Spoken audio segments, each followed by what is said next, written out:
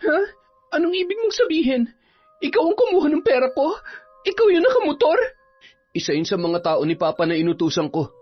Huwag ka mag-alala. Safe naman yung pera mo sa akin. Ibabalik ko lang yun kapag nasagutan mo na yung blended ko. 4 na subjects lang naman yun eh. Walang hiya ka.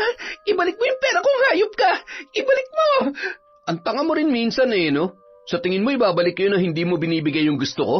Sagutan mo muna yung blended learning ko at makukuha mo ng buong-buo yung pera mo. Siguro naman ngayon susundin mo na ako. Gaya ng sinabi ko noon, hindi ko pa ito ginawa rito sa loob ng eskwelahan. Ngayon pa lang, dahil sa'yo, inuubos mong pasensya ko. Hayop ka! Pagbabayaran mong ginawa mo! Isasend ko na lang mamaya sa'yo yung password ng student ID ko. Huwag kang mag-alala. Ako na muna magtatabi ng pera mo habang sinasagutan mo ang mga exams ko. Love you! Hayop ka! Mga hayop kayo! Ibalik niyo ang pera ko! Taon 2023. Masbate. Ilang oras nang hindi mapakali si April. Kanina pa siya palakad-lakad sa sariling silid habang panay ang lingon sa kanyang cellphone. Namumugto ang mamula-mula niyang mga mata. Halatang marami ng natuyong luha habang nanginginig naman ang kanyang mga kamay na hindi niya alam ang gagawin. Sa kalagitnaan ng kanyang pagkabalisa, biglang tumunog ang kanyang cellphone. Bahagya siyang nabuhayan ng pag-asa nang makita ang pangalan ng nobyo niyang si Damian sa screen. Hello, babe. Buti na patawag ka. Ano ka ba, April? Bakit pati sa nanay at mga kapatid ko tumatawag ka? Tinatagtad mo pa sila ng text. Hindi ka ba nahihiya? Sorry, Damian. Nag-aalala lang kasi ako eh. Ilang araw ka nang hindi nagpaparamdam. Hindi ka nga sumipot dun sa dapat tagpuan natin eh, para sana mapag-usapan ang problema. Kanino naman ako tatawag para hanapin ka? Sa mga kaibigan mo walang sumasagot, kaya napilitan na akong hanapin ang mga kamag-anak mo sa Facebook para dun sila tanungin. Sira ulo ka naman pala eh. Gawain ba ng matinong babae yung ginagawa mo? Nakakahiya, April. Kababae mong tao, ganun ang gagawin mo? Wala ka naman natitirang respeto at kahihiyan? Ikaw ba? Wala ka na bang natitirang respeto sa akin? May pinagsamahan din naman tayo, Damian ah. Hindi biro yung 3 taon. Pwede ba? Tumigil ka na sa kabaliwan mo. Bakit mo pa ba ako hinahabol? Hindi pa ba malinaw sa iyong lahat? Ayoko na, April. Ayoko na. Nahuli mo na ako, di ba? Hindi ba dapat galit ka sa akin at ikaw dapat ang hindi nagpaparamdam? Bakit ikaw pa naghahabol? Dahil mahal kita. Totoo yung pagmamahal ko sa'yo. Hindi ganun kadaling bitawan ng taong totoo mong minahal. Alam mo rin dapat yan. At para sabihin ko sa'yo, ikaw rin ang dahilan kaya ako nagkakaganito. Kung kinakausap mo sana ako na maayos at hindi tinataguan, hindi sana tayo aabot sa ganito. Mas madali ko naman matatanggap kung hinaharap mo lang sana ako. Wala na tayong dapat pang pag-usapan, April. Hindi na rin kita pwedeng balikan dahil buntis na siya. Bilang lalaki, kailangan ko siyang panagutan. Mananagot siya sa pamilya niya sa probinsya kapag umuwi siya ron na walang ama ang dinadala niya. Wala ka na talagang natitirang respeto sa akin. Alam mo naman na napag-usapan natin, di ba? Nag-aaral pa ako, Damian. 4th year college pa lang ako. Graduating pa lang ako. At saka, hindi pa nga tayo kasali. Pareho pa lang tayong nag-aaral. Kaya bakit may pinipilit yung bagay na hindi ko pa kayang ibigay? Alam mo naman kung gaano kahigpit ang magulang ko, di ba? Mga OFW sila na nagpapakahirap sa ibang bansa para lang mapag-aaral ako. Kaya kailangan ko muna talagang unahin ang studies ko bago ang mga bagay na yan. Lalo na't may pinagdaraanan din ako sa school ngayon. May 2 grades akong bagsak. Kailangan ko magawa ng paraan yon para mapanatili yung record ko dahil mataas ang expectation sa akin ng mga magulang ko. Ayoko silang biguin, Damian. Akala ko pa naman naiintindihan mo yon. Pero hindi ka pa rin talaga makapaghintay at pumatol ka pa sa iba. Binuntis mo pa. Ikaw ang walang respeto sa pagkatao ko. Hindi ka marunong tumupad sa usapan. Oo na, sige. Ako nang hindi marunong tumupad. Pero masisisi mo ba ako? Natural, lalaki ako at normal lang sa akin yon. Saka napakaluma naman ng paniniwala nyo na kailangan pa nating maghintay na makagraduate ka at may kasal tayo bago nating gawin yon. Ay nako, 2023 na ngayon, April. Hindi na pasok sa panahon ngayon ang mga ganyang paniniwala. Kaya kung hindi mo rin lang kayang ibigay yung pangangailangan ko, maraming babae dito na kayang ibigay yun kahit kailan ko gustuhin. Kaya sige na, wala na tayong dapat pag-usapan pa. Tinawagan na kita, di ba? Gaya ng ipinuputak ng dila mo sa mga kapatid at nanay ko. Nakuha mo ng gusto mo. Damian, teka lang naman. Kausapin mo naman ako na maayos kahit matinong closure man lang para... Ngunit pinatayan na siya ng tawag ng lalaki. Sinubukan niya pa ulit yung tawagan pero tila nakapatay na ang cellphone ni Damian. Nais sana niya muling tumawag sa numero ng nanay at mga kapatid nito na nakuha niya sa kanilang Facebook account. Pero nagdalawang isip na si April.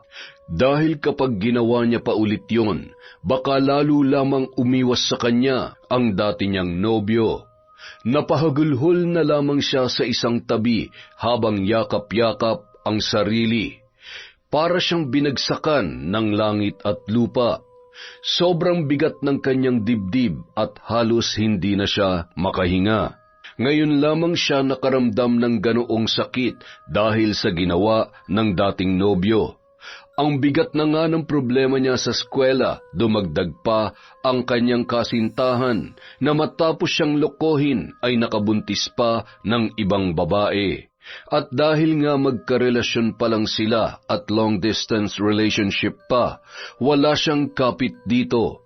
Hindi niya na yun mapigilan sa nais niyang gawin.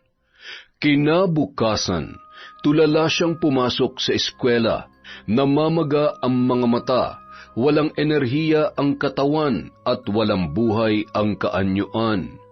Para siyang bangkay na naglalakad. Ni walang pumapasok na aralin sa kanyang utak kahit kanina pa nagsasalita ang kanilang professor.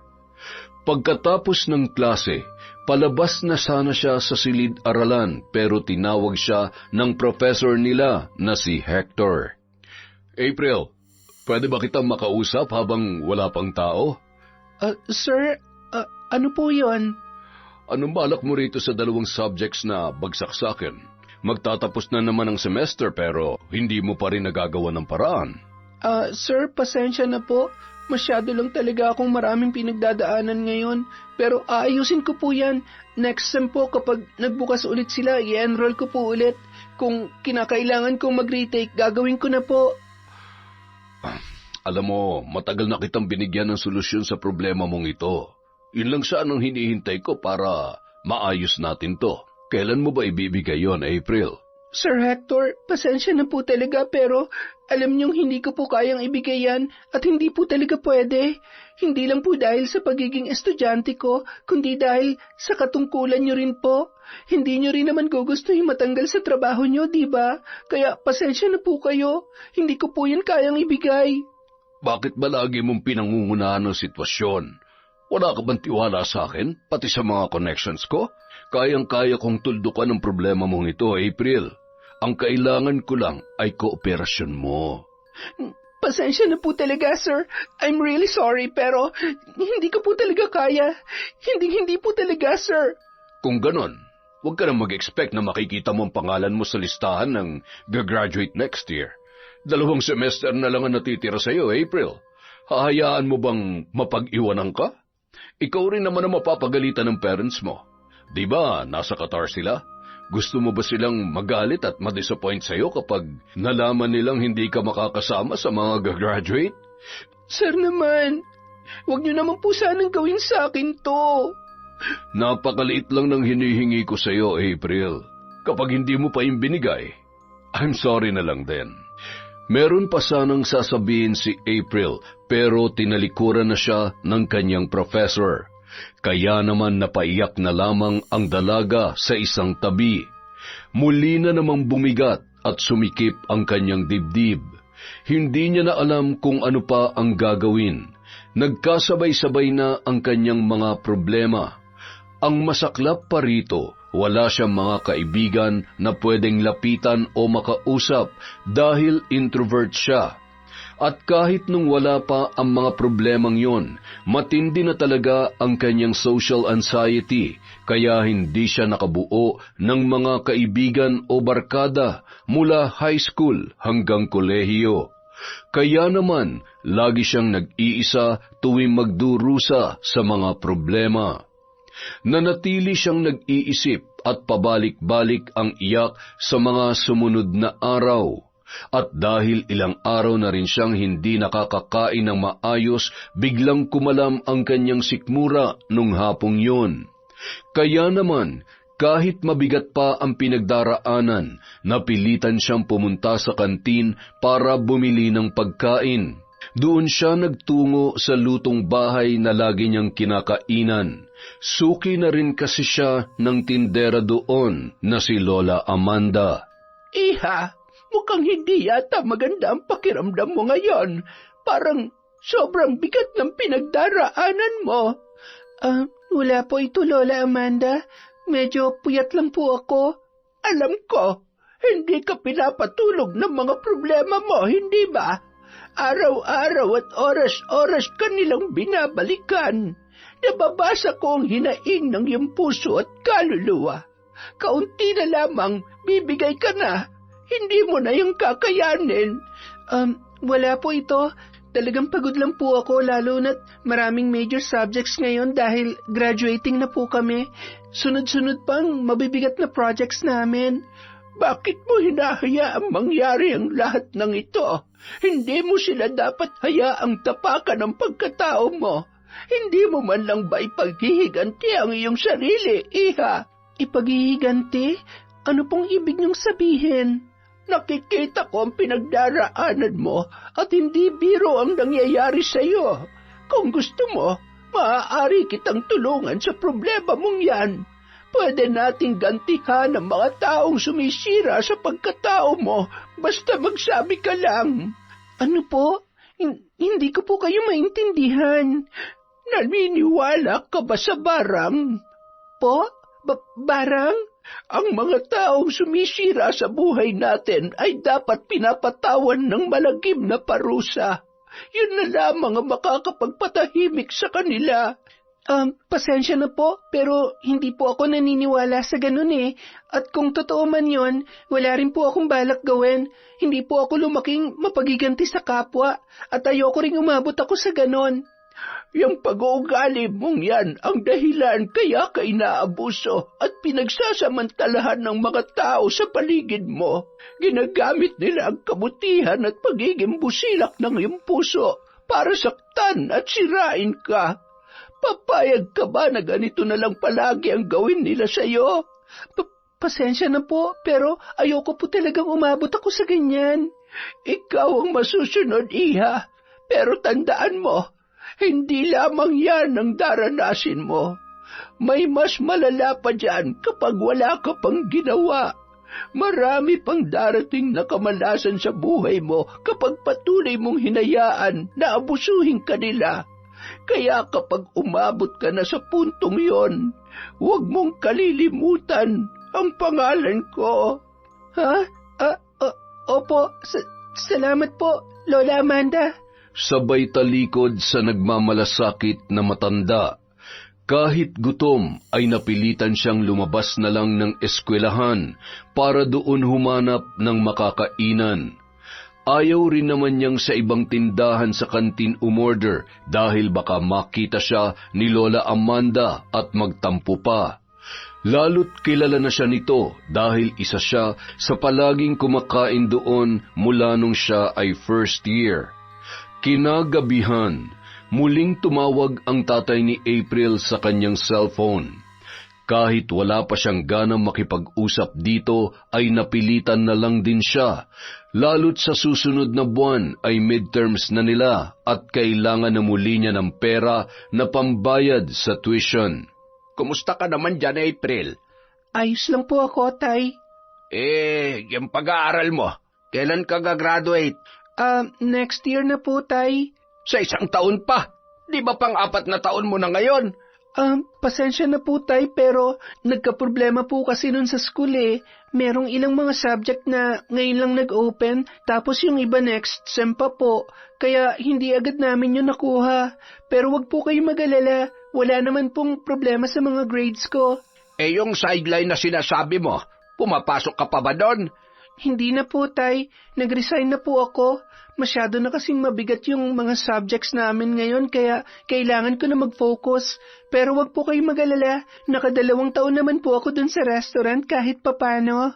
Dapat lang, dahil pagkatapos mo makagraduate, papupuntahan ko sa iyo yung kaibigan ko para matulungan ka makapagtrabaho rin sa ibang bansa. Maraming hiring dito sa Qatar, Dubai at Saudi. Pero mga fresh graduate din ang hinahanap nila, pati yung may mga experience sa restaurant. May ibang kakilala kami rito na pagkatapos graduate ng mga anak nila, ng ibang bansa na agad para malaki ang sahod. Madali naman silang nakapasok dahil bago pa sila graduate, may experience na rin sila sa trabaho dahil nag-working student sila. Gusto ko ganoon ka rin, kaya bilisan mo na makagraduate yan, ha? Sige po tay, salamat po. Nang matapos ang kanilang pag-uusap, doon palang nakahinga ng maluwag si April. Napahagod na lang siya ng dibdib. Muli na naman kasing sumikip yun at parang gusto na naman niyang maiyak dahil sa sinabi ng kanyang ama. Minamadali na siyang makagraduate para pagtrabahuhin sa ibang bansa. Desidido na talaga yun sa plano na sa ibang bansa siya paghanapin ng trabaho pagkatapos ng eskwela. Gusto kasi noon na malaki kaagad ang kitain niya dahil ganoon daw ang ginawa ng anak ng kanilang mga kakilala. Gaya ng dati, sobrang taas pa rin ng expectations ng kanyang mga magulang. Isa pa ito sa mga pinoproblema niya ngayon. Kahit makagraduate, hindi rin niya alam kung kakayanin niyang magtrabaho sa ibang bansa. Kung dito pa nga lang sa Pilipinas ay hirap na siya, paano pa kaya kapag nasa ibang bansa na siya, kung saan ibang lahi ang kanyang makakasama at pagsisilbihan? Dahil sa kanyang social anxiety, hirap na hirap talaga siyang makisalamuha sa ibang tao. Ilang taon na niyang pinagdadaanan yon at habang tumatagal, lalo pa yung lumalala at mas lalo pa yung lumalala dahil sa nangyayari sa kanyang buhay. Hindi niya na rin alam kung mananatili pa bang tuwid ang kanyang pag-iisip pagkatapos ng kanyang pag-aaral. Pakiramdam niya ay susuko na siya. Kinaumagahan, dumating na ang kanyang tita Reba na ilang linggo ring nawala matapos magbakasyon sa ibang probinsya. Nang magkita sila, nakasimangot na naman yon gaya ng kanyang inaasahan. Bakit ganito na naman tong bahay? Sobrang kalat. Hindi ka ba naglilinis dito, April? Pasensya na po tita, sobrang busy ko lang po sa school, pero maglilinis naman po talaga ako ngayon, mamayang hapon pa po yung pasok ko eh. Ay nako, simulan mo ng paglilinis. Kauuwi ko lang ito agad ang madadatnang ko, kaya hindi pumapasok ang biyaya dito eh. Ay nako, dahil sa sobrang dumi at sobrang kalat, kababae mong tao, hinahayaan mo maging ganito kadumi ang bahay? Maglilinis na po tita, pasensya na po talaga. Buiset! Bumili ka na rin ng ulam sa labas, nagugutom ako. Sobrang haba ng binyahe ko kaya gutom na gutom ako. Pagsapit ng hapon, naabutan siya ng kanyang tiyahin sa kwarto. Sa kabila ng pagiging abala, binulabog pa rin siya noon. Hoy, anong ginagawa mo dyan? Nagre-review po ako para sa long quiz namin bukas, tita. Tapos may ginagawa rin po akong research project ngayon sa laptop. Nagsimba ka na ba? Hindi pa po, tita. Hindi? Kailan ka huli nagsimba? Last month pa po yata. Nung isang buwan? Diyos ko naman, kaya pala walang pumapasok na biyaya sa bahay na to eh. Ang dami-dami mong oras tapos hindi mo pinaglalaanan ng panahon ng simbahan? Naku, pasensya na po, tita. Sobrang busy lang po talaga dahil sunod-sunod ang projects at activities namin sa school. Lalo na po't puro major subjects na kami ngayon. Magdadahilan ka pa talaga. Kahit gaano ka pa ka-busy, imposibleng hindi ka makapaglaan ng oras para sa simbahan. Ihinto mo yung ginagawa mo. Lumabas ka at magsimba ka. Hindi po pwede ang ganyan sa bahay ko. Ayokong pasukan ng kamalasan tong tirahan ko. Opo, sige po tita. Magbibihis lang po ako. Wala nang nagawa si April kundi sundin ang babae. Palibhasa relihiyosa ang kanyang tiyahin at laging aktibo sa simbahan. Katunayan, simbahan din ang dahilan kaya ito nagbakasyon sa probinsya. May malaking event kasi sa isang simbahan doon at sumama lang yun sa kanyang mga kakilala. Punong-puno rin ng santo at imahe ng Panginoon ang bahay at kanilang kwarto. At kapag wala naman yun sa simbahan, lagi yung nasa kwarto at nakaluhod sa kanyang altar. Kaya kapag hindi siya nakikita nito na nagsisimba, talagang umiinit ang ulo ng kanyang tiyahin. Kapag may nangyayaring kamalasan sa bahay nila, sa kanya agad isinisisi dahil hindi raw siya aktibo sa simbahan. Nung mga oras na yun, napilitan siyang ihinto ang pag-aaral at pumunta sa simbahan kahit napakarami niya pang ginagawa. Laking pagsisisi niya dahil pagkapasok niya pa lamang sa loob, nasalubong niya na ang kanyang professor na si Hector. Magsisimba rin pala yun, pero biglang naging demonyo ang anyo nito nang siya ay makita. April, nandito ka rin pala. Butit naisipan mo magsimba. Opo sir. Talaga naman pong nagsisimba po ako pag ganitong oras. Mabuti naman at nagkita tayo. Pwede ka nang sumabay sa akin mamaya pagkatapos natin dito. Sir, saan po tayo pupunta? Ikaw naman, parang kang bago ng bago. Sir, pasensya na po pero hindi ko po talaga gusto yun eh. Kung gusto niyo po, i-retake ko na lang yung 2 subjects na yun next sem. Total, pareho naman sila magbubukas by that time. Uulitin ko na lang po. April, mas mapapadali ang problema mo kung pagbibigyan mo ang gusto ko. Wala namang makakaalam eh. Maliban na lang kung ipagsasabi mo na alam ko namang hindi mo gagawin. Kaya bakit ka pa nag-aalala? Sir, wala po talaga akong balak gawin yon. Hindi po kakayanin ng konsensya ko. Mas lalong hindi kakayanin ng konsensya mo kapag bumagsak ka at nalaman to ng mga magulang mo. Ano na lang ang mararamdaman nila sa ibang bansa kapag nabalitaan nila na hindi ka nakagraduate dahil may mga failing grades ka. Pero kung pagbibigyan mo ang gusto ko, wala silang magiging problema. Pero sir... Sige, bibigyan kita till next week para magdesisyon. Kung hindi mo ibibigay ang gusto ko, pasensyahan na lang tayo. Kahit next sem, ako pa rin na magtuturo nun, April. Pwede ko rin namang sabihin sa kanila na hindi ko na kaya ang load. Sir, parang awa niyo na po. Huwag niyo namang gawin sa akin to. Ang tagal na kasi kitang binigyan ng pagkakataon. Inip na ako sa kahihintay. Sa totoo lang, ayoko talagang ituro yung 2 subject na yun next sem eh. Tsaka baka hindi na rin ako payagan ng management. Baka nakakalimutan mo, new curriculum na tayo ngayon. Kung tutuusin, last year pa dapat wala ng mga old subjects na yun. Pilit ko na lang nire-request para makahabol pa ang iba sa inyo. Pero dahil sa napakabagal mong magdesisyon, baka sundin ko na lamang sila. Hindi na talaga ako papayagan. Kaya wala ka na magagawa kundi pumayag na sa inaalok ko. Kapag pinagbigyan mo ako mismo kaya kong baguhin ang grades mo para hindi mo na kailangang umulit at mag-comply. Nasa iyo na lang yan kung mag-iinarte ka pa rin. Gusto mo namang graduate ka agad, di ba? Napag-iwanan ka na ng batch mo. Hindi na nakasagot pa ang dalaga.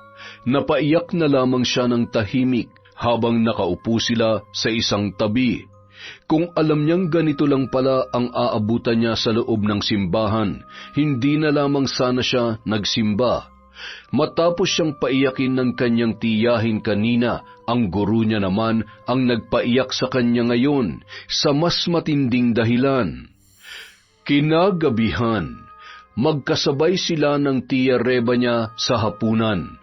Muli nitong naungkat sa kanya ang tungkol sa kanyang graduation. Nakausap ko nga palang nanay mo kanina habang wala ka. Tinatanong niya kung kailan ka raw gagraduate. Next year pa po, tita. May 2 sem pa po ako. Saka nakapag-usap na rin po kami ni tatay nung isang araw. Nasabi ko na po sa kanya ang lahat. Bakit ba ang tagal mo matapos dyan? Yung ibang mga kasabayan mo noon nakagraduate na ngayong taon. Di ba 4 na taon lang naman yung kurso mo? Opo, kaso nagka-problema po kasi dun sa ibang subjects namin Hindi agad sila nag-open kaya kinailangan pa namin maghintay bago sila makuha. At yung iba ron, next time pa magbubukas. Nasabi ko na rin po yung kay tatay. Alam na po niyan tungkol dito. Sigurado ka dyan? Baka mamaya may bagsak ka lang kaya ka nadidelay sa pag-graduate. Hindi ka naman lalampas sa 4 na taon dyan kung wala kang bagsak sa grades. Hindi ba? Wala naman po, tita. Wala po talaga. Sistema na po ng school namin na may problema. Pero ginagawa na po ng paraan ngayon. Basta, 2 sem na lang po talagang kailangan kong habulin next year at matatapos na po ako. Dapat kasi lagi mong binibigyan ng panahon ng simbahan. Hindi mo nga ginagamit yung altar na nilagay ko dyan sa kwarto mo Hindi rin kita nakikitang nagdarasal. Nagdarasal naman po ako, tita. Bago kumain, bago matulog, at pagkagising po. Pero hindi ka nagsisimba. Nagsisimba rin po. Hindi nga lang linggo-linggo, pero kapag may oras ako, hindi ko naman po kinakalimutan magsimba. Nagkataon na busy lang po talaga ngayon. Huwag mo hayaan umabot ng 1 buwan na wala kang simba. Paglaanan mo ng oras at panahon ng simbahan para hindi ka minamalas ng ganyan. Opo, tita. Pasensya na po. Nung mga sumunod na araw, habang naglalakad si April sa susunod na subject na kanyang papasukan, bigla siyang hinarang ng lalaking si Ronilo. Isa yon sa mga siga sa campus nila na laging nambubuli sa mga tahimik na katulad niya. Kasama niya na naman ang mga barkada na laging nakabuntot sa kanya at ginawa na namang katatawanan si April. Hoy, bakit ngayon ka lang? Pinagtataguan mo ba kami? Hindi ako nagtatago. Papasok na ako, Ronilo. May subject pa ako kay Ma'am Cortez. Ba't ka nagmamadali? 15 minutes pa bago magsimula yung klase natin sa kanya. Kaya samahan mo muna kami rito. Ikaw talaga kahit kailan hindi ka marunong makisama. Ha? Anong ibig mo sabihin? Hindi mo ba alam? Nilipat na kami sa morning class ngayon. Pang-umaga na rin kami sa subject ni Ma'am Cortez. Kaya magkaklase na tayo ulit. Kala mo siguro natakasan mo na kami, no? Mamaya tabi tayo Tapos may project din pala ako kay Sir Panganiban. Ipapagawa ko sana ulit sa'yo gaya ng dati. Sorry pero hindi na ako pwede sa ganyan. Kita mo naman ang nangyari dati, di ba? Nung malaman ni Sir Panganiban na akong gumagawa ng project nyo, ako pang napagalitan kesa sa inyo. Bakit? Kasalanan ba naming nahuli ka? Hindi mo kasi naayos yung trabaho mo Baka nga sinadya mo pa talaga mag-iwan ng bakas na ikaw ang gumawa nun para mapahama kami. Kala mo siguro hindi ko alam yung mga bulok mong diskarte para ilaglag kami, no? Pwede ba? Pareho na tayong graduating, Ronilo. Sobrang bigat na ng mga subjects natin. Wala na akong panahon sa ganyan. Natulungan ko na kayo dati, di ba? Ang dami ko na nagawa para sa inyo, para lang makapasa kayo at makatuntong ng 4th year. Sana naman ngayon, hayaan nyo matulungan ko naman ang sarili ko mula sa pagkakalugmok. Ako na nga nadapa para lang may salba kayo Aba, dumadrama ka? Tinatanggihan mo na ako? Matapang ka na ngayon, ha? Baka nakakalimutan mo kung anong kaya kong gawin sa mga tulad mo. Naalala mo ba kung bakit nagpakamatay si Daryl? Yung katulad mong tahimik dito sa campus? Bahala ka na kung anong klaseng pagbabanta ang gusto mong gawin sa akin. Basta hindi ko nagagawin yung pinagagawa mo. Tulungan mo naman ang sarili mo. Huwag mo iasa sa ibang grades mo. Hoy, bumalik ka rito! Hoy! Aba, tarantadong yun Pagsapit ng hapon, naabutan siya ni Lola Amanda na kumakain sa isang pwesto sa kantin. Nagulat siya sa biglang paglapit noon. Ano, April? Nakapagdesisyon ka na ba? Po? Saan po? Habang tumatagal, lalong bumibigat ang pasan mo dyan sa iyong loob. Hanggang kailan mo kayang dalhin ang lahat ng yan, iha? Hindi ka ba nahihirapan? Lola Amanda, kung tungkol na naman po to sa barang na sinasabi nyo, pasensya na po kayo pero ayoko po talaga. Makinig ka sa akin, iha. Hindi ka titigilan ng mga problema mo.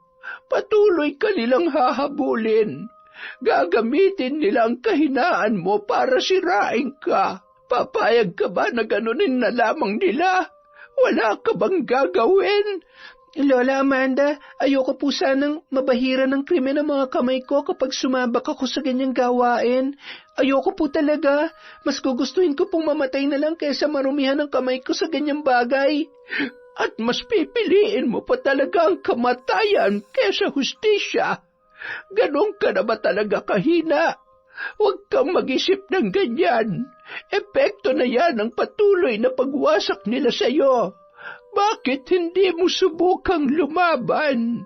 Kung hustisya lang po ang pag-uusapan, marami pong paraan para mapanagot sila. Gaya ng ano? Magsusumbong ka sa kapulisan, sa mga kinauukulan. Hindi mo ba kilala kung sinong binabangga mo? Walang silbi ang batas kapag makapangyarihan ng isang tao, April. Kayang-kaya kanilang baliktarin. Kaya sa ganoong mga sitwasyon, barang at kulam lamang ang pwede mong magawa sa kanila at magtiwala ka sa akin. Sila pa mismo magmamakaawa sa iyo na ibalik ang normal nilang buhay. Ano po bang ibig niyong sabihin? Bakit kayo nagsasalita ng ganyan? Hindi ko po kayo maintindihan. Dahil alam ko ang pinagdaraanan mo. Batid kong inaabuso ka ng Sir Hector na yon. Tama ako, hindi ba? Isa siya sa mga pinoproblema mo ngayon. Paano niyo naman po nasabi yan? Matagal na ako sa lugar na ito, April. Halos lahat ng estudyante at guro dito ay kilala ko na. At kilalang-kilala na rin kita. Isa ka sa mga matagal ko ng suki dito. Bukod sa kakayahan kong makabasa ng damdamin at kapalaran ng isang tao, marami ring nakakaalam dito tungkol sa lihim ng Sir Hector ninyo. May mga nakakaalam ng tungkol sa pang-aabuso niya sa mga estudyante. Hindi lang ikaw ang una niyang biktima. Pero walang nagsasalita at nagsusumbong sa kanya dahil natatakot sila sa kaya niyang gawin. Palibhasa siya ang pinakamatagal nang nagtuturo dito. Mas matagal na siya kesa sa dean at school director natin dito, kaya mas malawak na rin ang impluwensya niya. Isa pa, marami rin siyang koneksyon sa ibang lugar. Marami siyang hawak na abogado. At ganun din yung kaklase mong si Ronilo dahil anak ng mayor yon. Kaya wag mo nang balaking gamitin ang hustisyang sinasabi mo sa kanila dahil maniwala ka sa akin, hindi yan gagana. Wala kang mapapala dyan. Baka lalo ka lang masaktan at mapahamak. Pero hindi pa rin po ako papasok sa barang. Wala po talaga akong balak sumubok doon. Pasensya na po, Lola Amanda. Mauna na po ako sa inyo. Hindi na inubos pa ni April ang kanyang kinakain. Umalis na agad siya at kaswal na nagpaalam sa matanda.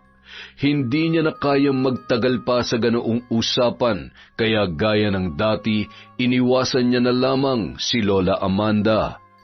Makalipas ang ilang linggo, hindi na nagparamdam si Damian kay April. Kahit patong-patong na ang sakit na idinulot sa kanya ng lalaki, umaasa pa rin siya. Nakakausapin pa siya nito kahit para sa closure na lang nilang dalawa. Pero wala na talaga yung paramdam sa kanya mula nang huli silang magkausap.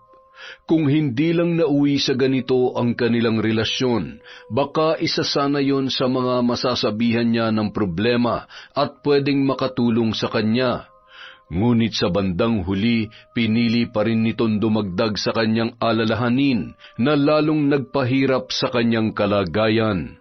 Samantala, galit na kinausap na naman siya ng kanyang tiyahin. Gulat na gulat si April sa mga sinabi noon sa kanya. Hoy April, ano tong nabalitaan ko sa school nyo? 2 raw ang bagsak mo, sabi ng teacher mo. Sino po nagsabi sa inyo niyan, tita? Nalaman ko sa teacher nyo. Yung Hector, tama ako, di ba? May bagsak ka nga, pero hindi mo sinasabi sa akin. Nagsinungaling ka. Ang sabi mo wala kang bagsak, pero meron. At 2 pa talaga, ha? Tita, hindi naman po talaga ako bagsak dyan. Nagkaproblema lang po kasi talagang system noon kaya nagkaganyan po yan. Maniwala po kayo sa akin, tita. At paninindigan mo pang kasinungalingan mo? Huling-huli ka na nga. Makakarating to sa mga magulang mo. Nagpapakahirap sila sa ibang bansa, tapos ito lang ang isusukli mo sa kanila? Tita, maniwala po kayo. Hindi naman po talaga ako bagsak sa mga subjects na yon. Ang totoo po niyan, nung i-check ko dun sa Oracle website yung grades namin, dun ko nakita na wala akong grade. Hindi nga po bagsak yun kundi blanco po talaga. Hindi po na-record. Tapos ayaw rin pong baguhin ng professor ko. May grades na po ako sa kanya noon at alam niya yon. Pero ayaw niya ipalagay sa system dahil gusto niya makipag one night stand ako sa kanya bago niya gawin yon. Inaabuso niya po ang pagiging teacher niya. Yun po ang totoo. Aba, at gagawa ka pa talaga ng kwento para lang ipaglaban ang kasinungalingan mo? Matakot ka sa Diyos, April. Huwag mong dinudumihan ang dila mo. Aminin mo na lang ang kasalanan mo at makakaawaan ka pa ng Panginoon. Magsimba ka kaya. Nagsasabi po ako ng totoo, tita. Siya po ang may kasalanan, hindi po ako. Sa curriculum ko lang kasi nililista yung mga grades na binibigay nila sa amin. Pero nung nakita kong blanco sa system at hindi nag-reflect, sinubukan kong i-comply yon pero ayaw lang makipag-cooperate ng prof namin yun.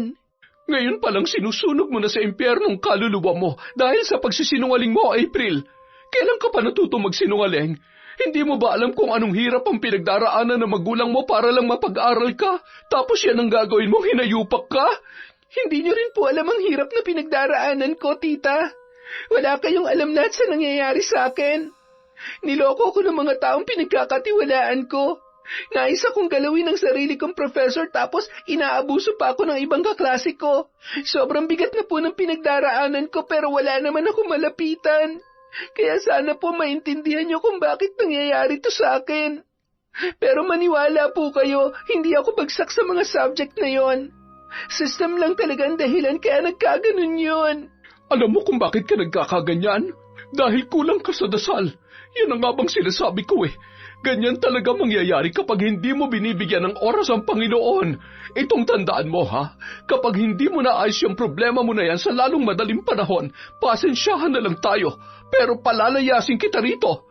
Hindi ako tatanggap ng taong kulang sa dasal at pagsisimba dahil baka mahawa pa ng kamalasan mong pamamahay ko. Nagkausap na kami ng teacher mo. Ang sabi niya, puntahan mo raw siya sa faculty bukas para masabi niya raw sa iyong solusyon sa problema mong yan. Pasalamat ka't mabait pa yung teacher mo. Binibigyan ka ng pagkakataon. Hindi ka na makakakita ng ganun ngayon. Pero tita, hindi niyo po talaga naiintindihan. Hindi po solusyon ang gusto niya mangyari. Tama na, April. Ayoko na marinig ang mga kasinungalingan at palusot mo. Makipagkita ka sa kanya bukas para masabi niya na ang solusyon dyan. At huwag mo rin kalimutan magsimba para mawala ang impluensya ng demonyo na tumatakbo sa utak mo. Labanan mo ang kasamaan. Tanghali pa ang pasok ni April kinabukasan, pero napilitan siyang umalis ng maaga. Ayaw pa niya kasing makaharap muli ang tiyahin na mainit na naman ang ulo sa kanya. Kaya para hindi na marinig muli ang maingay noong bunganga, pumasok na lang muna siya at tumambay sa library, dala ang kanyang laptop. Doon na rin niya itinuloy ang research na kanyang tinatapos para maipresent sa kanyang pagpasok. Biglang may pumasok sa library at nagulat siya kung sino ang tao na lumapit sa kanya. Ha? Ronilo? Buti na lang nakita kita rito. Tutal, dala mo na rin yung laptop mo. Baka pwedeng ikaw nang gumawa nitong assignment ko. Kailangan ko kasi mamaya Gawin mo na dyan, tapos ipasa mo na lang dito sa USB ko at ako na magpiprint. Bakit ako pang gagawa? Ba't di na lang ikaw? May bakanting computer dun sa harap Tinatanggihan mo ba ako, April? Sinabi ko naman sa'yo, di ba? Ayoko na mahuli pa ulit tayo. Lalo't baka ako na naman ang mapagalitan dyan. Ipagtatanggol mo ba ako kapag kinwestiyon ulit ng mga professor mo kung saan galing yung ipinasa mong assignment? Dahil sa nangyari dati, alam na nilang lahat kung kanino ka nagpapagawa. Gusto mo bang mapahiya ulit sa buong campus, ha? Gaya ng dati? Huwag kang maingay, nasa library tayo. O baka naman gusto mong gumawa ako ng isang bagay na hindi ko pa nagagawa noon. Ano na naman bang binabalak mo? Hindi ko pa to ginawa rito sa loob ng campus pero nagawa ko na to sa labas, sa tulong ng tatay ko. Ano?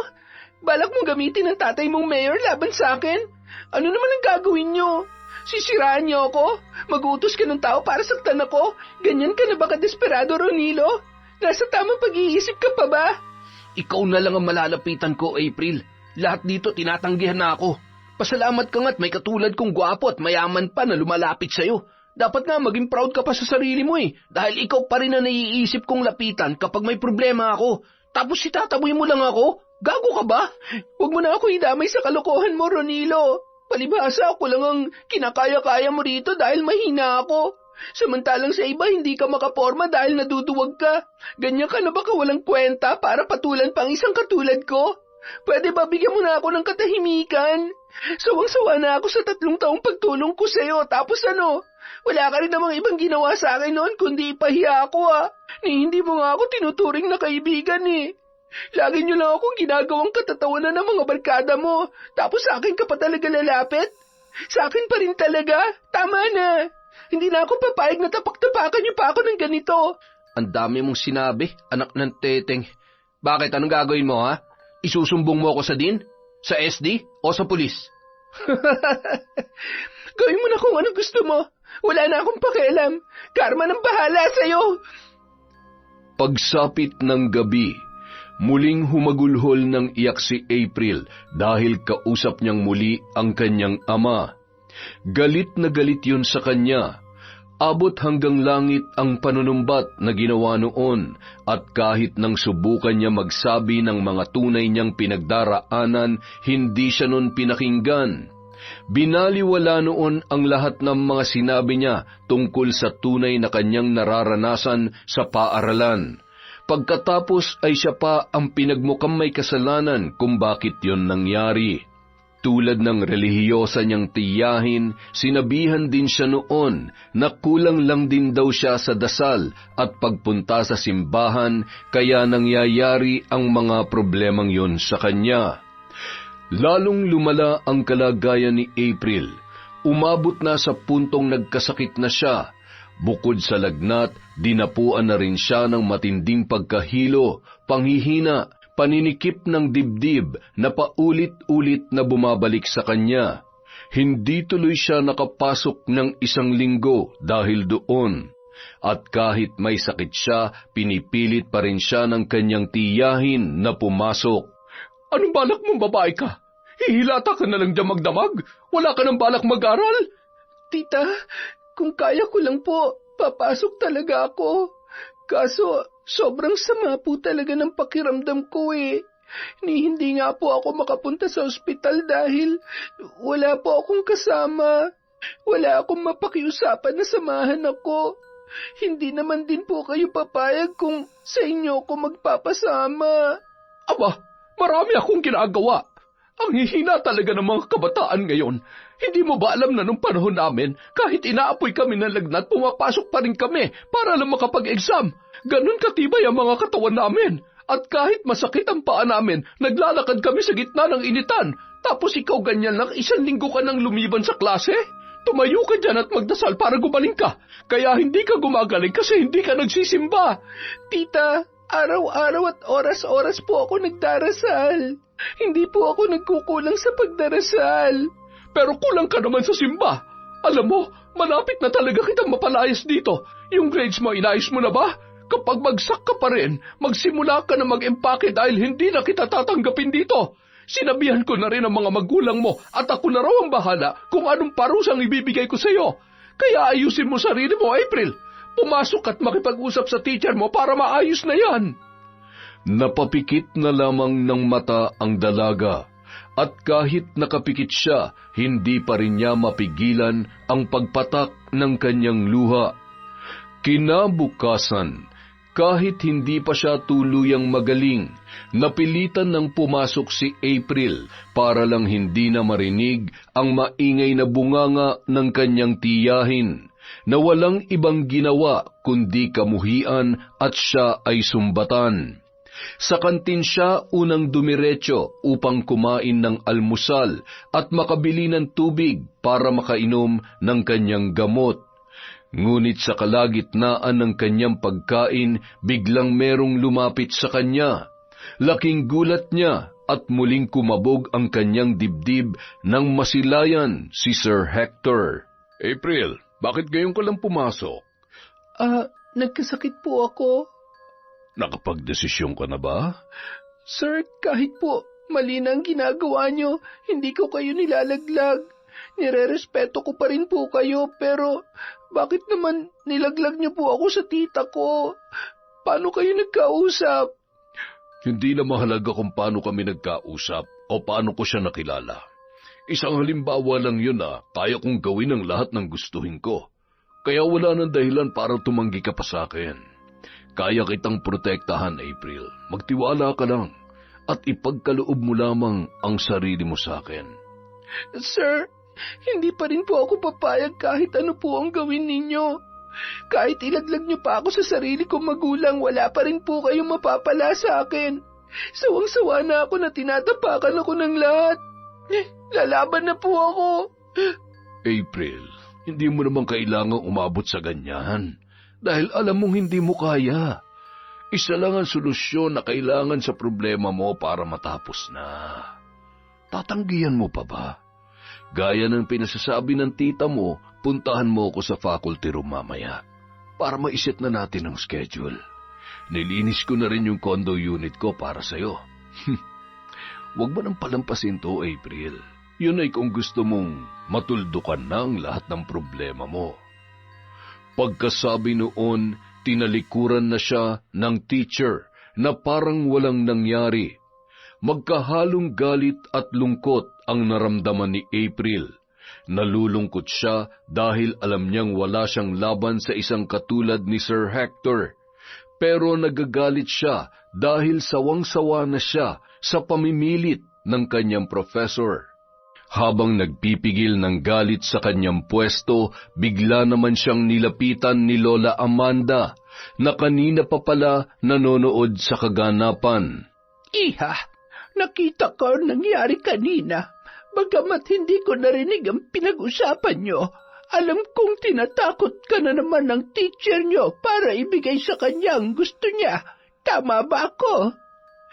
Huwag na po kayo makialam sa problema ko, Lola Amanda. Kahit ano pa pong mangyari, hindi talaga ako magpapabarang ng tao. Hindi ko na po ibababa ang sarili ko para lang doon. Sino bang nagsabing nakakababa ang paglapit sa barang? Sa panahon ngayon, kung saan binibili na lang ng mga makapangyarihan ng hustisya, ito na lang ang tanging solusyon para magkaroon pa sila ng takot. Ang mga katulad ng Hector na yon ay hindi na natatakot sa batas ng gobyerno at simbahan. Wala na siyang kaluluwa, kaya hindi na batas ang dapat magparusa sa kanya.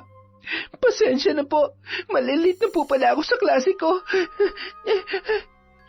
Kahit napakabigat na ng kanyang nararamdaman, pinili pa rin niyang talikuran ang matanda. Ayaw niyang magpasakop sa tukso, kaya naman pagkatapos ng kanyang klase, sa simbahan agad siya dumiretso. Humingi siya ng tulong sa Diyos, nanalangin na sana'y tulungan siya na malagpasan ang kanyang pinagdaraanan. Bigyan niyo po ako ng signs, Lord, kung anong dapat kong gawin. Tulungan niyo po akong manampasan lahat ng ito. Ang gusto ko lang naman po ay maibigay ang lahat ng gusto ng mga magulang ko para sa akin. Nang sa ganon, masuklian ko po ang lahat ng sakripisyo nila. Tulungan niyo po ako. Pagkauwi pa lamang niya, ang tita Reba agad niya ang kanyang nadatnan sa sala. Gaya ng inaasahan, masama na naman ang titig nito sa kanya. Saan ka galing? Di ba sabi ko sa'yo, umuwi ka na maaga dahil may iuutos ako sa'yo? Nagsimba po ako, tita. Nagsimba? Talaga lang ha? Kung kailan may iuutos ako sa'yo, saka ka magsisimba. Nakalimutan mo na ba ang bilin ko kanina? Umuwi ka na maaga dahil may ipabibili ako sa'yo sa grocery sa bayan. Heto ang listahan ng mga kailangan mong bilhin. May mga bisita ako bukas at kailangan ko lahat yan. Sige po, magbibihis lang po ako, tita. Malanting to. Simba-simba raw. Kinabukasan, Pagkatapos ng klase ni na April kay Sir Hector, muli siyang tinawag ng lalaki para maiwan sa loob. Kahit labag sa kanyang kalooban, bumalik na lamang siya sa kanyang pwesto at ibinaba ang kanyang bag. Ano pong kailangan nyo, sir? Gusto ko lang sabihin na kapag hindi ka pa pumayag, hindi ka na makakapag-aral dito. You will be transferred in a lower school. Doon sa eskwela na mas maraming siga at salbahe na kinasusuklaman mo. Sir Hector, bakit niyo po ba ginagawa sa akin to? Kailan ba kayo magsasawa sa panghaharas sa akin? Saka paano niyo naman magagawa yan? Teacher lang naman po kayo dito. Kahit ibagsak niyo pa ako sa lahat ng subjects niyo, mataas pa rin naman ang grado ko sa major subjects. At hindi ako mapapatalsik sa school na to dahil lang sa 2 bagsak ko na hindi ko naman talaga kasalanan. Nakakalimutan mo yata na 3 dean at 5 school director na ang inabutan ko rito. Ganun na ako katagal. Marami nga akong binagsak na estudyante kahit hindi nila kasalanan Pero walang nagawa ang dean at ang SD. Kaya sa tingin mo, wala akong kakayahan para gawin yung sinasabi ko sa'yo? Talaga bang aabot pa kayo sa ganyan para lang sa bagay na walang kwenta? Sisirain niyo pa po talaga ang reputasyon niyo bilang professor para lang sa gusto niyong yan? Wala na po ba kayo natitirang kahihiyan at respeto sa sarili niyo, sir? Sino ba kasi nagsabi na ang pagiging professor talaga ang main career ko? Ang totoo niyan, tinuturing ko lang ito bilang isa sa mga sideline ko. Kung ano man ang totoong ginagawa ko sa buhay, walang sino man ang nakakaalam nun. Nakapasok ako dito bilang professor nang walang kahirap-hirap. Kaya ko ring umalis dito nang walang kahirap-hirap kung gugustuhin ko. Kaya sinasabi ko sa iyo, wala nang dahilan para tumanggi ka pa sa akin, dahil ako na lang ang tanging solusyon sa problema mo, April. Sisiguruhin ko na magiging malaking dagok sa buhay mo ang 2 grades na yon. Nasa iyo ang desisyon. Hindi ako nagkulang sa paalala sa iyo, ha? Salamat, sir. Salamat dahil tinutulungan niyo akong baguhin ang aking desisyon at paniniwala. What do you mean? Ibig bang sabihin yan, pumapayag ka na sa gusto ko? Saka na po tayo mag-usap. May inutos lang ulit sa akin ngayon ng tita ko kaya kailangan ko umuwi na maaga. Ang totoo, nais niya lang makaiwas sa mahabang usapan, kaya sinadya na talagang umalis ni April. Kinabukasan, dala niya sa pagpasok ang pera na pambayad sa kanyang tuition. Habang naglalakad patungo sa eskwelahan, biglang may sumalubong na lalaking nakamotor sa kanya at hinablot ang kanyang bag. Sa sobrang bilis ng pangyayari ay hindi niya na yon napigilan at bigurin siyang mahabol ang lalaki. Napaiyak na lamang si April at bumigay ang kanyang mga paa. Naglupasay na lamang siya sa daan. Hindi niya na alintana ang mga taong napapatingin sa kanya dahil sa pagsigaw at paghagulhol niya. Habang pauwi nung hapon na yon, namumugto pa rin ang kanyang mga mata. Kung kani-kanino na siya lumapit pero wala siyang mahiraman para ipambayad ng tuition. At dahil wala na siyang ibang kakilala pa sa labas ng kanilang paaralan, hindi na niya alam kung kanino palalapit para sa panibago niyang problema. Hanggang sa bigla siyang lapitan at akbayan ni Ronilo nung siya ay naglalakad. Anong ginagawa mo? Bitawan mo nga ako. Wala ako sa mood ngayon, Ronilo. Huwag mo muna akong bisitan, pwede ba? Alam mo, hanggang ngayon pala, hindi ko pa nasasagutan yung mga quiz at exam ko rin sa blended learning. Baka pwedeng ikaw na ang sumagot. Pinagtitripan mo na naman ba ako, Ronilo? Alam mong hindi ko gagawin yan. Alam kong gagawin mo yon. Kaya sige na, sagutan mo na lang. Malapit na yung deadline nun eh. Ba't ko naman sasagutan? Hindi ko naman yun exam. Exam mo yun kaya ikaw ang sumagot. Sagutin mo na kung gusto mong makabayad ng tuition. Ha? Anong ibig mong sabihin? Ikaw ang kumuha ng pera ko? Ikaw yung nakamotor? Isa yun sa mga tao ni Papa na inutusan ko. Huwag ka mag-alala, safe naman yung pera mo sa akin. Ibabalik ko lang yun kapag nasagutan mo na yung blended ko. 4 na subjects lang naman yun eh. Walang hiya ka! Ibalik mo yung pera ko, hayop ka! Ibalik mo! Ang tanga mo rin minsan no? Sa tingin mo ibabalik yun na hindi mo binibigay yung gusto ko? Sagutan mo muna yung blended learning ko at makukuha mo ng buong-buo yung pera mo. Siguro naman ngayon susundin mo na ako. Gaya ng sinabi ko noon, hindi ko pa to ginawa rito sa loob ng eskwelahan.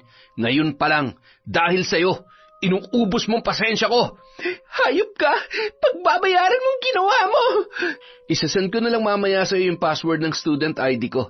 Huwag kang mag-alala. Ako na muna magtatabi ng pera mo habang sinasagutan mo ang mga exams ko. Love you! Hayop ka! Mga hayop kayo! Ibalik niyo ang pera ko! Hanggang sa paglabas, hindi mapigilan ni April ang pagragasa ng kanyang luha. Umupo siya sa isang waiting shed. Nag-iisa, yakap-yakap ang kanyang sarili habang umuulan. Dahil wala siyang dalang payong, hinihintay na muna niyang tumila ang malakas na pag-ulan bago siya umalis. At habang wala ring katao-tao sa paligid, sinamantala niya na ang pagkakataon para humagulhol, hanggang sa bigla siyang makarinig ng pamilyar na boses. April, anak, anong ginagawa mo riyan? Lola Amanda, wala po. Hinihintay ko lang pong tumila ang ulan. Eto, may payong ako.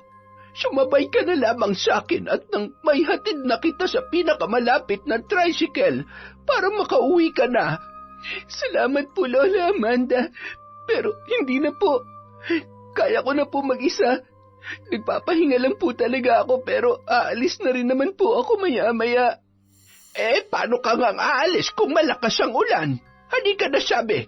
Bakit ba ayaw mo pang tanggapin ang tulong ko? Natatakot ka pa rin ba hanggang ngayon? Alin bang mas nakakatakot? Ang magpabarang ng tao o ang patuloy kang abusuhin at sirain ng mga taong yon? Lola Amanda, matagal na rin ako rito sa eskwelahan ninyo. Marami na akong nakita mga estudyante na naging biktima nila. Kaya ikaw, hanggat hindi ka bumabagsak sa kanilang mga kamay, hindi ka nila titigilan. Kaya kung ako sa iyo, hindi na ako papayag na magpatuloy sila sa kanilang ginagawa. Maniwala ka sa akin, April. May paraan pa para makamit mo ang hustisya ng hindi kumakapit sa gobyerno o sa simbahan. Kahit ilang beses ka pang humingi ng tulong o magdasal, tanging sarili mo lang ang makakatulong sa iyo. Kung hindi ka pakikilos at kung wala ka pang gagawin kahit anong hakbang, walang mangyayari sa iyo, iha. Patuloy ka nilang sisirain hanggang sa wala nang matira sa iyo. Hihintayin mo pa bang umabot sa ganoon ang lahat? Ano po bang dapat nating gawin, Lola Amanda? Basta pumayag ka lamang sa sinasabi ko sa iyo. Sige po. Ano pong gagawin ko? Handa na po ako. Yan, ganyan nga. Halika na. Sa akin ka na muna sumama. Gamitin mo na itong isang payong. Hindi na nagdalawang isip pa si April na sumama sa matanda. Pumunta sila sa maliit nitong bahay na inuupahan na 2 sakay ang layo mula sa paaralan. Nasa pinakadulo yon ng lumang apartment na may kalayuan din sa mga tao. Kaya kahit maaga pa ay nagmumukhang madilim doon. Etong bahay ko. Narito ang mga kagamitan ko sa pambabarang. Alam kong matagal na tayong magkakilala, pero hindi ko pa nasasabi sa iyo ang tungkol dito. Sa umaga, inaasikaso ko ang aking kantin sa eskwelahan. Sa gabi naman, ang ipinapagawa ng mga kliyente ko ang aking pinagkakaabalahan. Kliyente? Maraming lumalapit sa akin para magpabarang ng mga taong kinamumuhian nila. Magkano naman po ang kinikita nyo doon? Dito pala tayo sa kwarto. Halika, may ipapakita ako sa iyo. Sa tanong mo maliit lamang. Ano po ito? Bakit may litrato kayo ni na Sir Hector Ronilo at pati po ng ex kong si Damian? Naniniwala kasi ako na balang araw ay lalapit ka rin sa akin. Kaya nagprint ako ng mga litrato nila bilang paghahanda. Talagang pinaghandaan niyo ang araw na papayag ako sa alok ninyo? Hindi na mahalaga yon. Ang importante ay nandito ka na. Pero paano niyo po nalaman ang tungkol kay Damian? Hindi mo ba naaalala? Nung kayo pa, lagi mo siyang dinadala sa loob ng eskwelahan. Madalas nga doon pa kayo kumakain sa kantin ko, hindi ba? Isa pa, bago pa man dumating ang problema mo kay Sir Hector, narinig na kita minsan noong kausap mo si Damian sa telepono nung nasa loob ka ng campus. Dinig na dinig ko kung paano kayo mag-away. Doon ko nalaman ang tungkol sa problema niyong dalawa. Ibig po bang sabihin nito? Matagal niyo na akong binabantayan. Mapagmasid ako kahit kanino, hindi lamang sa'yo. Saka hilig ko na talaga ang maging matalas ang pandinig sa mga nangyayari sa aking paligid. Nagkataon lang na sa lahat ng mga narinig ko, yung sa'yo lang ang pinaka-natutukan ko. Hindi biro ang mga pinagdadaanan mo, April. Kaya handa akong tulungan ka ng walang kapalit na pera. Hindi ko kayang makita ang mga tulad mo na unti-unting winawasak ng mga walang kwentang taong ito. Kaya halika na, ipapakita ko sa iyo ang sagradong proseso kung paano ko pinapatawan ng parusa ang mga taong katulad nila. Pinanood ni April ang matanda sa pamamaraan nito sa pambabarang. Nakita niya kung paano nito isinilid sa isang bote ang bawat litrato ng 3 lalaki na maaaring maging dahilan ng pagkasira ng kanyang buhay. Pagkatapos ay naglagay ito ng tigi-isang manika roon na kulay itim na nakakatakot ang muka. Ilang sandali pa, nakita ni April na naglabas si Lola Amanda ng mga insekto mula sa lalagyan na nasa kanyang bulsa. Isinilid niya yun sa bote at hinayaang gumapang sa mga litrato, pati na rin sa mga manika. Anong klaseng insekto po ang mga ito? Parang masyadong kakaiba yung itsura nila. Parang hindi pamilyar sa akin. Ngayon lang ako nakakita ng ganitong mga insekto. Sa mata ng mga ordinaryong taong gaya mo, mukha silang insekto. Pero sa paningin ko, mga espiritu sila na aking hinuli at binihag para gawing kasangkapan sa aking pambabarang. Sila ang mga inuutusan ko para pumasok sa katawan ng aking bibiktimahin. Ano naman po ang magiging epekto nito sa kanila kapag nakapasok na? Depende sa gusto mong mangyari, Iha. Hindi pa tapos ang ritual. Marami pa itong pagdaraanan. Pagkatapos ng kanilang pag-uusap, muling pinagmasdan ni April ang mga sumunod na proseso. Nakita niya kung paano dinasalan ng matanda ang 3 bote gamit ang salitang Chabacano. Alam niya ang tungkol sa wikang yon na karaniwang ginagamit sa Zamboanga dahil mahilig siyang manaliksik tungkol sa iba't ibang wika at diyalekto sa Pilipinas bilang libangan. Bagamat may ideya na siya sa lengguaheng yon, hindi niya ganap na nauunawaan ang koneksyon noon sa sinasabi ng matanda dahil may halo na yung malalalim na salita na hindi niya alam kung saan nagmula. Pero base sa ibang bahagi ng dasal, parang may kinakausap yun na nilalang na hindi niya nakikita at tila kasama nila nung mga oras na yun.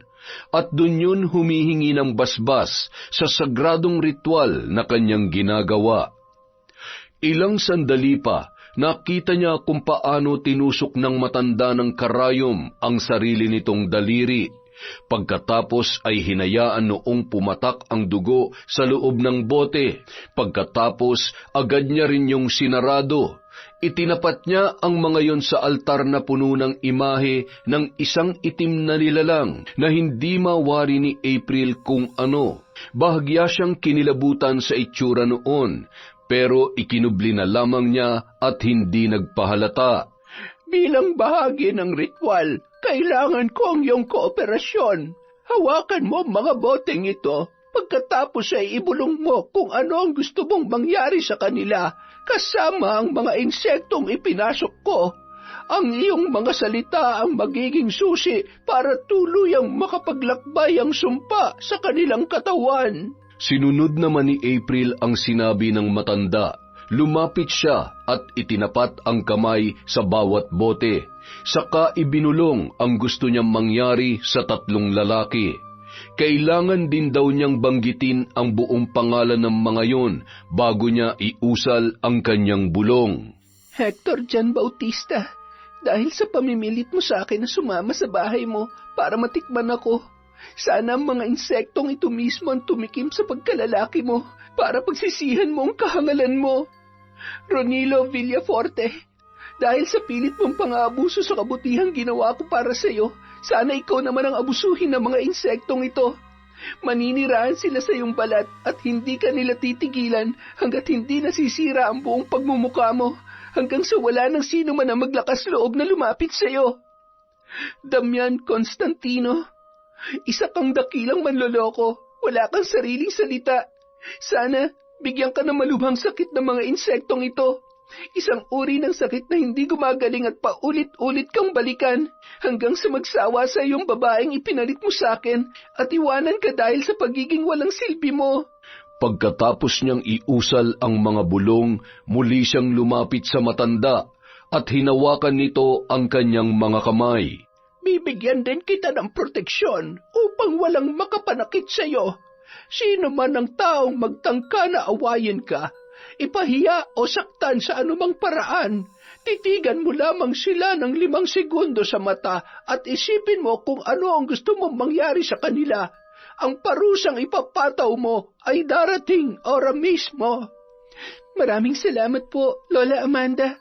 Kahit labag to sa loob ko nung una, parang ngayon lang guminhaw ang pakiramdam ko. Sana may magandang patunguhan ng lahat ng ito. Sawang-sawa na ako sa ginagawa nila sa akin. Sana kahit sa paraan man lang na to, maranasan din nilang masaktan. Sigurado ako na mangyayari yan. Huwag kang mainip. Ito na ang simula ng pagbangon mo. Bukod sa parusang ibinigay natin sa kanila, binigyan na rin kita ng proteksyon na iyong magagamit sa anumang sitwasyon. Sana lamang ay gamitin mo yan ng tama. Maraming salamat po, Lola Amanda. Nung sumunod na araw, nasubukan ni April ang bisa ng proteksyong barang na ibinigay ng matanda sa kanya.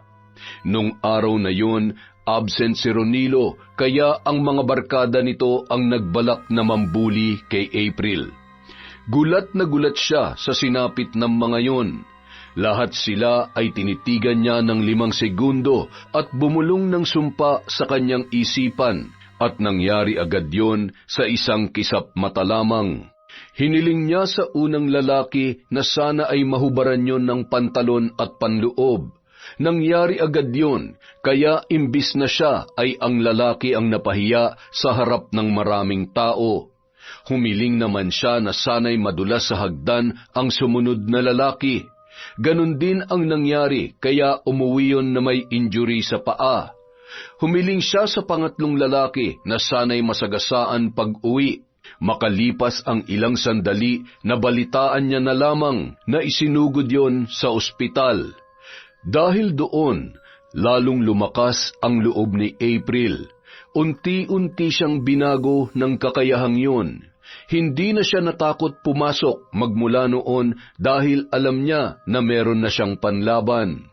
Matapos niya maging mabait at matiisin sa loob na mahabang panahon, iba ang sayang idinulot sa kanya tuwing makakakita ng mapang-aping tao na dinadapuan ng napakabilis na karma dahil sa mga bulong at titig niya. Samantala, pag-uwi sa bahay, sinumbatan na naman siya ng kanyang tiyahin dahil daw sa hindi masarap ang meriendang inihanda niya para sa mga bisita nito na kasamahan sa simbahan. Labis siyang nakadama ng galit, ngunit sa halip na titigan at bulungan yon, pinili niyang yumuko na lamang at magkulong sa kwarto. Kahit may kakayahan na siya para ipagtanggol ang sarili, hindi niya pa rin kayang gamitin yon laban sa kanyang kadugo. Hindi pa rin niya kayang saktan ang kanyang tiyahin. Kaya naman, idinaan na lamang niya muli sa pag-iyak sa kanyang silid. Makalipas ang ilang linggo, sunod-sunod niyang nabalitaan ang mga nangyari sa 3 lalaki na kanyang isinumpa. Una, ang kanilang teacher na si Hector, isinugod sa ospital matapos umanong makaramdam ng kakaiba sa maselang bahagi ng kanyang katawan. Gulat na gulat daw ang mga doktor, pati ang mga kamag-anak nito, dahil sa unti-unting pagkabulok ng kanyang pagkalalaki. At tuwing iihi, itim ang likidong lumalabas doon. Pangalawa, si Ronilo.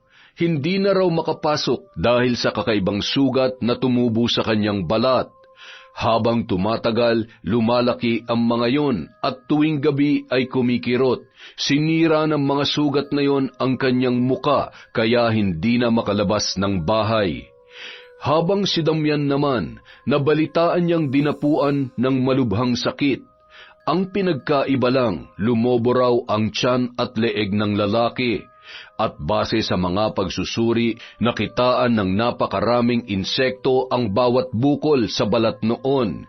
Sinubukan daw yung operahan ng mga doktor, ngunit muli raw yung tumutubo at lumalaki. Tama lang yan sa inyong 3. Pasensyahan na lang tayo. Kayo ang umubos ng pasensya ko, kaya kayo rin ang may kasalanan kung bakit nangyayari sa inyong lahat ng yan. Ilang sandali pa, biglang may lumapit sa kanya habang palabas ng eskwelahan.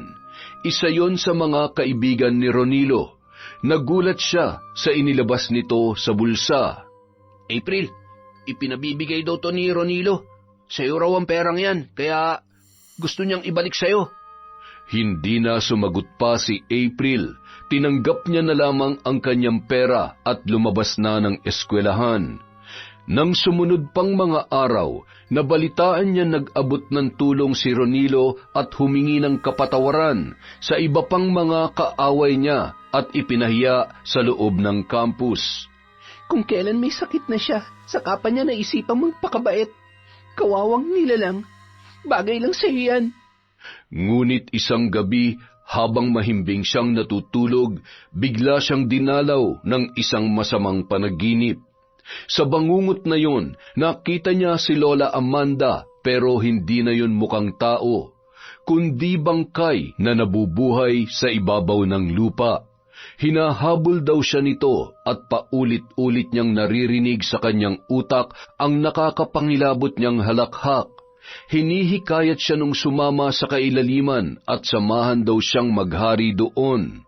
Tuwing susubukan niyang iwasan at lumayo, bigla namang nagkakaroon ng mabangis na pusa sa paligid at hinahabol din siya noon. Takot na takot daw siya sa panaginip na yon. At tuwing magigising siya, laging masakit ang kanyang dibdib na parang dinaganan ng napakabigat na nilalang.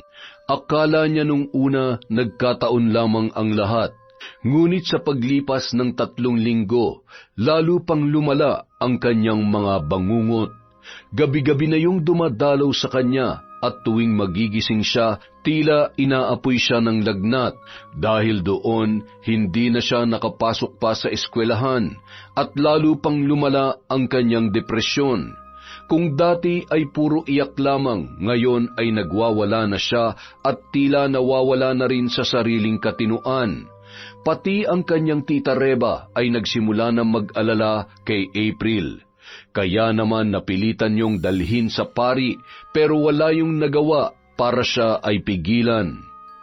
Nang sumunod na araw, sa isang albularyo nito na isipang kumonsulta. May kakilalang albularyo ang isa sa mga kaibigan ng kanyang tiyahin at yun ang pinapunta nila sa kanilang bahay. Matapos siyang suriin ng albularyo habang nakatali, alam na agad nito ang nangyayari sa kanya. Nasa ilalim siya ng kapangyarihan ng isang mambabarang.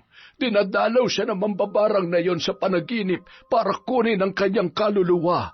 Mabuti na lamang at tinawag niyo ako agad dahil kung hindi, maaaring nagtagumpay ng mambabarang sa susunod na mga gabing darating. Ay Diyos ko, bakit naman nangyari sa kanya yon? Sino ang mambabarang na gumagawa nito sa kanya? Maaaring isang tao sa mga nakausap niya noon. Maaaring may tinanggap siya rito na anumang alok, pagkain o bagay na pwedeng pagmulan nito. Hindi magkakaroon ng ganitong kapit sa kanyang mambabarang kung wala silang sagradong kasunduan. Kasunduan? Bakit naman siya makikipagkasundo sa isang mambabarang? Lagi ko naman siyang tinuturuan na magsimba at magdasal. Sa ngayon, malawak na pangunawa ang kailangan nating ibigay sa kanya. Oras na siya ay gumaling. Hanggat maaari, iwasan nating magpakita ng anumang bagay na hindi niya ikakatuwa. Baka mayroon siyang matinding pinagdaraanan na nagtulak sa kanya para umabot sa ganito. Matinding suporta at pagmamahal ang kailangan niya ngayon upang mapabilis ang kanyang paggaling. Pagkatapos siyang pagalingin ng albularyo, gamit ang taimtim na orasyon at pulang langis na ipinahid nito sa buo niyang katawan, unti-unting nawala ang mga senyales ng itim na kapangyarihan sa katawan ni April. Kabilang na ang pangingitim ng kanyang mga mata, labi, kuko, pati na ang kakaibang boses na lumalabas sa kanyang bibig. Kinabukasan, nang magising si April, ang tita Reba niya ang una niyang nasilayan. Natakot siya nung una, pero nang makita niya ang maamo nitong muka, bahagyang nabawasan ang kanyang kaba. Tita Reba? Ano ba nangyari sa iyo, April? Bakit umabot ka sa ganoon? Pasensya na po, tita. Kaya ko lang po nagawa yun dahil sa sobrang kawalan ng pag-asa. Bakit? Ano bang ginawa mo? Nakipagkasundo po ako sa mambabarang para makaganti sa mga taong nananakit at nang-aabuso sa akin. Kabilang na yung teacher kong si Sir Hector, yung kaklase kong si Ronilo, pati na yung ex kong si Damian. Lahat po sila may matinding kasalanan sa akin. Sila po ang dahilan kaya lagi akong wala sa sarili ko noon. Dahil wala ako masabihan ng mga problema ko at wala ring mahingian ng tulong. Napilitan na akong kumapit dito para lang maparusahan sila at tuluyan na akong matahimik. Akala ko matatahimik ako pero hindi ko akalain na mas lalo pang magiging magulo ang buhay ko dahil niloko rin ako nung mambabarang na nakausap ko. Pinaniwala niya ako na kakampi ko siya, pero sisingilin din pala niya ako sa huli at ang kaluluwa ko pa ang gusto niyang kapalit. Pasensya ka na, April. Sorry kung wala ako nagawa para matulungan ka. Alam kong hindi naging maganda ang pakikitungo ko sa iyo mula nung iwan ka rito ng mga magulang mo. Kaya labis ako nagsisisi. Dahil kung hindi lang sana kita napabayaan, hindi sana aabot sa ganito ang lahat. Patawarin mo sana ako.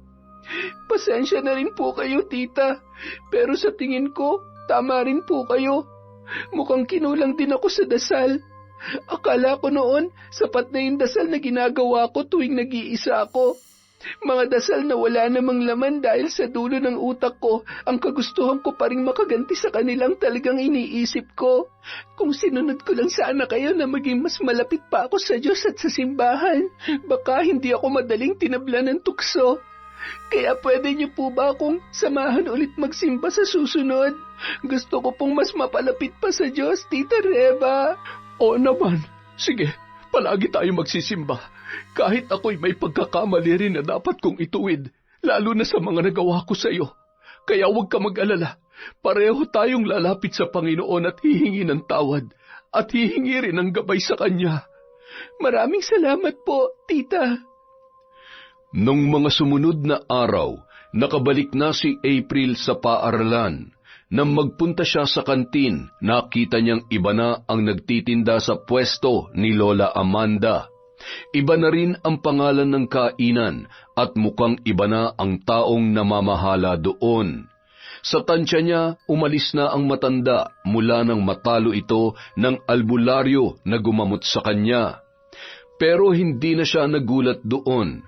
Katunayan, natutuwa siya dahil sa wakas wala na yon sa kanyang buhay. Wala nang maglalapit sa kanya sa tukso.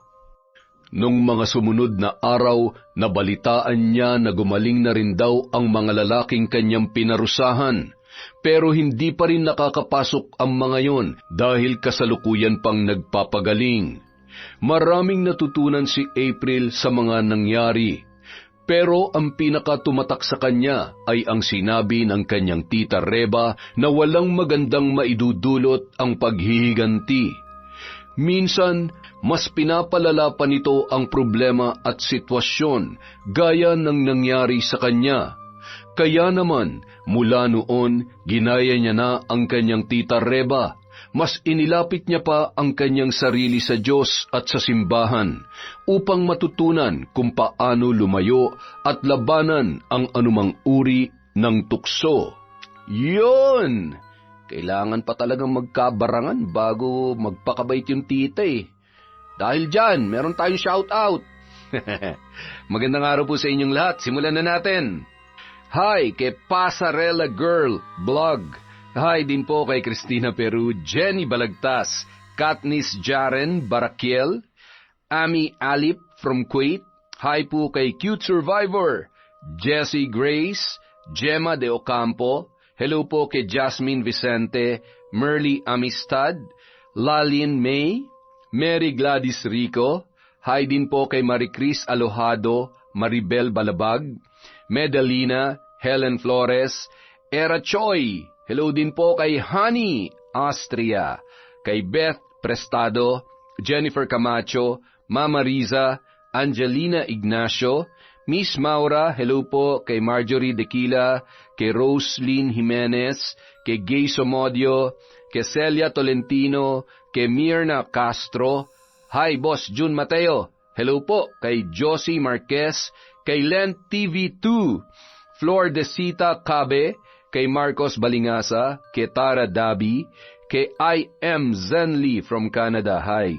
Hi din po kay Mamiliana Nalugon, kay Ingo Malayaw, kay Mary Ann Rivera Padilla ng Abu Dhabi from Larry Gumangan. Hello din po kay Jayan Vlog or J. Ian Vlog. Pasensya na po kayo. Maraming salamat po sa walang sawang pagsuporta. Amor Lim, Neneng Leonora, Roxanne Gaudicos, Lady Dam, Mercy Grace Yachting. Hi po kay Chel. Hi kay Joanne ng Pangasinan from Jumar Melchor. Hi din po kay OFW TikToker, Joy Aniban, Lizelle Tagal, Amy Bug, Jessica Sobremonte, Charlene Gumansing, Mariles Saraga Sebugan. Hi po kay Yasden Love, kay Nunez sa Nunez Family of Subic Zambales from Totsi Bang. Hi din po kay Maribeth Gadian, kay Raven Alipar, Moneth Soto, Elica Beltran, Hana Maylin Sesgundo, Margaret. Hi po kay Edna Antonia Toralba from Padova, Italy. Tama po ba yung pronunciation ko? Pasensya na po kayo. Hi din po kay Febe Jane Toledo, Rosemary Casonete, Raymart Cabajes, Gloria Robiso, Virgie from Kuwait. Hi po kay Angelica Obispo, Annalyn Zorca, Rowena Limbo, Margie Banosong, Noel Espinas at kay Mitch Yap. Para po sa mga hindi natin nabanggit, marami pa po tayong video na susunod. Maraming salamat po sa inyong walang sawang pagsuporta sa Kwentong Enteng!